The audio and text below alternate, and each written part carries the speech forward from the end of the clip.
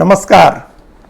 बिहार में जाति जनगणना की रिपोर्ट आने के बाद राजनीति पर इसके असर का आकलन हो रहा है।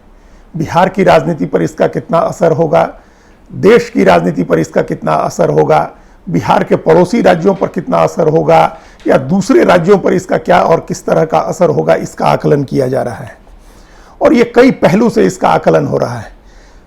अब इसका असर क्या होगा उस पर हम लोग बाद में बात करेंगे। पहले ये समझना जरूरी है कि ये इसकी ज़रूरत क्या थी और किस मकसद से इसे कराया गया है। बिहार की जो पार्टियां अभी सरकार में हैं उन्होंने क्या सोच करके इस बात को इसकी शुरुआत की और इसको अंजाम तक पहुंचाया है। और ये बात भी एक पहली नज़र में ये बात तो साफ दिख रही है कि इसका असर राजनीति पर होगा। राजनीति इससे बदलेगी, कैसे बदलेगी, अलग अलग राज्यों पर क्या अलग अलग असर होगा, देश की राजनीति पर अलग असर होगा, बिहार की राजनीति पर अलग असर होगा। इन सब चीज़ों का बारीकी से बिंदुवार विचार करना इन सब बातों पर जरूरी है।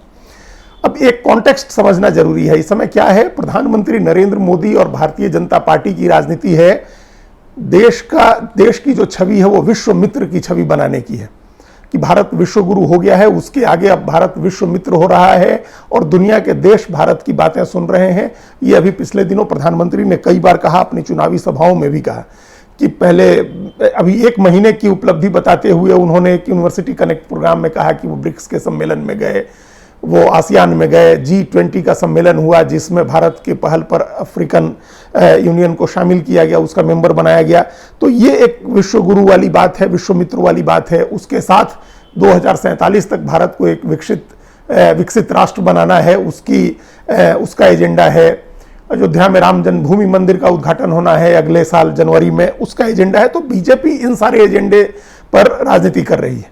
उसके बरक्स एक नया एजेंडा लेके आई है विपक्षी पार्टी के जो गठबंधन में शामिल है जो पार्टियां, उनमें जो बिहार में सत्तारूढ़ जनता दल यू और आरजेडी, उसके बरक्स एक नया एजेंडा लेकर के आए हैं। वो एजेंडा जातीय जनगणना और उसके आधार पर सामाजिक न्याय का है, आरक्षण की सीमा बढ़ाने का है और जो एफर्मेटिव एक्शंस चल रहे हैं पिछड़ी और दलित वंचित जातियों के लिए, उसको और तेज करने का एजेंडा है।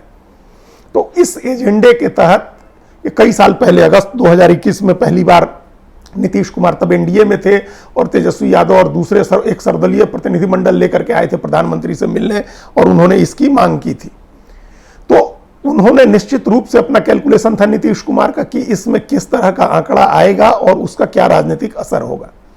तो ये तो तय मानना चाहिए है, अगर अब असर का आकलन शुरू करें तो ये तय मानना चाहिए है कि बिहार की राजनीति पर इसका बड़ा असर होने वाला है और बड़ा असर कई तरीके से होगा। एक तो नीतीश कुमार को पहले से यह अंदाजा था कि अति पिछड़ी जातियां वहां ज्यादा हैं। पहले भी जब कर्पूरी ठाकुर ने आरक्षण की व्यवस्था की थी तो अति पिछड़ी जातियों को उन्होंने ज्यादा आरक्षण दिया था, 12% आरक्षण दिया था और पिछड़ी जातियों को 8%। और अभी भी यही व्यवस्था चल रही है, 18% आरक्षण है अति पिछड़ी जातियों को और 12% पिछड़ी जातियों को। तब 30% जो ओबीसी का आरक्षण है उसमें 18% अति पिछड़ी जातियों को है, जिनकी संख्या इस सर्वेक्षण में 36% आई है और ओबीसी की संख्या आई है 27%। यानी 63% संख्या तो पिछड़ी जातियों की है, जिसमें हिंदू मुस्लिम सबके पिछड़े शामिल हैं और 15.5% अगड़ी जाति है जिसमें मुस्लिम अगड़े भी, मुस्लिम सवर्ण भी शामिल हैं और 21% के करीब आबादी जो है वो SC ST की है, जिसमें ST की आबादी 1% है। तो ये एक ऐसा मामला है, ये ऐसा आंकड़ा है जिससे बीजेपी बिहार में बैकफुट पर आएगी। बीजेपी को इसका नुकसान हो सकता है, वो साफ साफ दिख रहा है कि बीजेपी को नुकसान हो सकता है और वो नुकसान इसलिए होगा क्योंकि बीजेपी ने जो सोशल इंजीनियरिंग उसको करनी चाहिए थी मंडल कमीशन की रिपोर्ट आने और आरक्षण लागू होने के बाद, वो उसने बिहार में नहीं किया है। बाकी उसने कई राज्यों में किया है लेकिन बिहार में नहीं किया और वो बिहार में नहीं करने का नतीजा ये हुआ है कि वहां उसके पास कोई बड़ा अति पिछड़ी जातियों के नेता नहीं पैदा हो सके और ये इसका नतीजा ये हुआ कि अति पिछड़ी जातियों के जो सबसे बड़े नेता हैं वो नीतीश कुमार हो गए। उन्होंने एक योजना के तहत गैर यादव पॉलिटिक्स में अपने कदम रखे। लालू यादव से अलग होकर के उन्होंने लौह कुश समीकरण बनाया शकुनी चौधरी के साथ मिलकर के नीतीश कुमार ने, और उसकी राजनीति की जिसमें बीजेपी ने उनको काफी समर्थन दिया। बीजेपी उनके पीछे पीछे चलती रही और नीतीश कुमार सवर्णों के साथ साथ अति पिछड़ी जातियों के भी नेता बनते गए, जो गैर यादव जातियां थी उनके नेता बनते गए। तो अब आज ये स्थिति है कि बीजेपी ने सोशल इंजीनियरिंग नहीं की। ये बात इससे भी साबित होती है कि अभी हाल के दिनों तक आप बिहार में बीजेपी के नेता, जब 90 के दशक में मंडल की राजनीति शुरू हुई तो बिहार में बीजेपी के कैलाशपति मिश्र सबसे बड़े नेता थे, और कैलाशपति मिश्र के साथ जो दूसरे नेता थे वो सब लगभग सारे अगड़ी जातियों के थे। उसमें शैलेंद्र नाथ श्रीवास्तव पटना में नेता होते थे, यशवंत सिन्हा नेता होते थे, उस समय लालमुनि चौबे नेता होते थे, अश्वनी चौबे नेता होते थे, राधा मोहन सिंह नेता हुए। जो एकमात्र पिछड़ा चेहरा था बीजेपी की राजनीति में उस समय, जो मुख्य धारा में जब आगे अगली पंक्ति में था, वो सुशील मोदी थे। तो सवर्णों के हाथ में नेतृत्व रहा उस समय जब बिहार में मंडल कमीशन की राजनीति शुरू हो गई थी, मंडल आयोग की रिपोर्ट लागू हुई थी और उस पर राजनीति शुरू हो गई थी। तब भी बीजेपी ने उस राजनीति में कदम नहीं रखा, सोशल इंजीनियरिंग की राजनीति में। और जब इसको समझ में आया बीजेपी को कि सोशल इंजीनियरिंग की पॉलिटिक्स करनी चाहिए है, तब पता नहीं किस रणनीति के तहत वहां यह कोशिश शुरू हुई कि यादव का वोट हासिल किया जा सकता है, लालू यादव के परिवार से यादव का वोट छीना जा सकता है। बीजेपी ने कई वर्षों तक ये राजनीति की वहां। उस समय भूपेंद्र यादव वहां के प्रभारी बने थे और तब रामकृपाल यादव को केंद्र में मंत्री बनाया गया था, नित्यानंद राय प्रदेश के अध्यक्ष बने। वहां भी जो सबसे बड़े नेता बने नीतीश कुमार की सरकार में, सुशील मोदी के बाद जो सबसे बड़े मंत्री थे वो नंदकिशोर यादव थे। दिल्ली में भी हुकुमदेव नारायण यादव को बड़ी तरजीह दी गई। तो एक तरह से बीजेपी ने यादव राजनीति शुरू कर दी और उसका रत्ती भर फायदा बीजेपी को नहीं हुआ। जब उसका ये भ्रम टूटा कि यादव का वोट हम हासिल कर सकते हैं, तब उसके बाद उसने अति पिछड़े नेताओं को आगे करना शुरू किया, जिसमें प्रेम कुमार आए, रेणु देवी आई, बाद में तारकिशोर प्रसाद भी आए जिनको उप मुख्यमंत्री बनाया गया। लेकिन तब तक देर हो गई थी। अभी बीजेपी वहां कोई बड़ा अति पिछड़ा नेता नहीं खड़ा कर सकी और यही कारण है कोई पिछड़ा नेता भी नहीं खड़ा कर पाई बीजेपी, अपना कोई गैर यादव पिछड़ा नेता भी नहीं खड़ा कर पाई।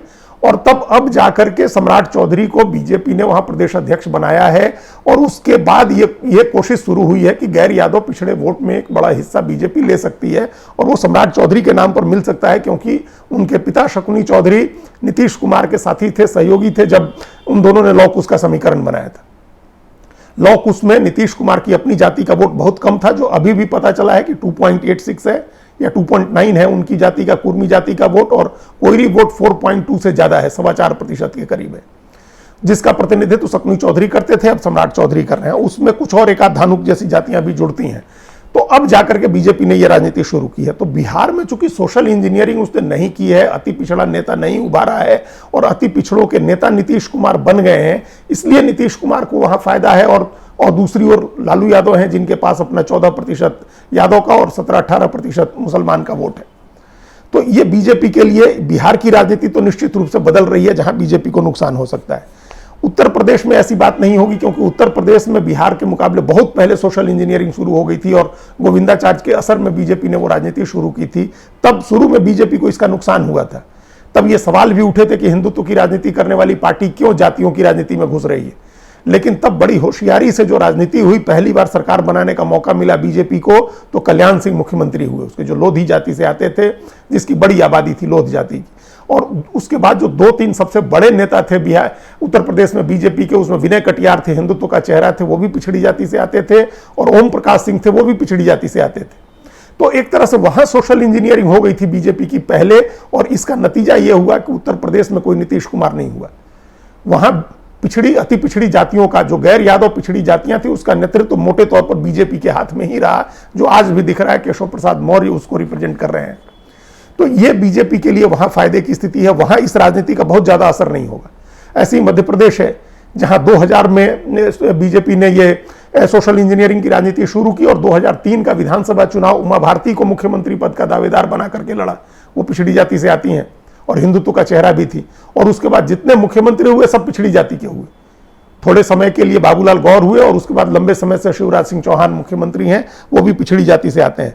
तो इस तरह का प्रयोग बीजेपी ने जहां सोशल इंजीनियरिंग के प्रयोग कर लिए हैं, चाहे उत्तर प्रदेश हो या मध्य प्रदेश हो, वहां इस राजनीति का जाति जनगणना की जो रिपोर्ट आई है उसका ज्यादा असर नहीं होगा।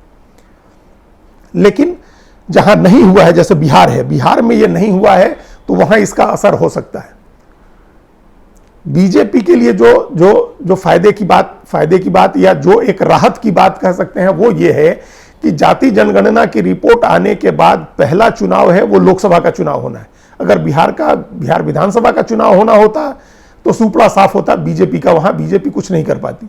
लेकिन चूंकि चुनाव लोकसभा का है और नरेंद्र मोदी को फिर से प्रधानमंत्री बनाने के लिए चुनाव है, तो यह बीजेपी के लिए बड़ी राहत की बात है। चूंकि नरेंद्र मोदी खुद ही अति पिछड़ी जाति से आते हैं और इस बात का उन्होंने कई बार खुद ही जिक्र किया हुआ है, तो एक मैसेज डाउन द लाइन जिसको बोलते हैं पिछड़ी जातियों में है कि हमारा प्रधानमंत्री है। और बिहार के जो नेता हैं उसमें लालू यादव को चुनाव लड़ना नहीं है, तेजस्वी यादव अभी इस लायक नहीं हुए हैं कि वो कहीं मुख्यमंत्री के भी दावेदार तो अभी नहीं हुए, तो प्रधानमंत्री के क्या होंगे। नीतीश कुमार जरूर प्रधानमंत्री के दावेदार हो सकते थे, लेकिन उसकी संभावना भी बहुत नगण्य है, बहुत क्षीण है। तो पिछड़ी जातियों को यह समझ जरूर है कि उनका व्यक्ति अभी प्रधानमंत्री है। और जो बिहार के नेता हैं जिन्होंने जाति जनगणना कराई है और हमको हमारी संख्या बता करके हमारी आइडेंटिटी की पॉलिटिक्स को मजबूत किया है, वो खुद अभी दावेदार नहीं है, वो प्रधानमंत्री नहीं बन सकते हैं।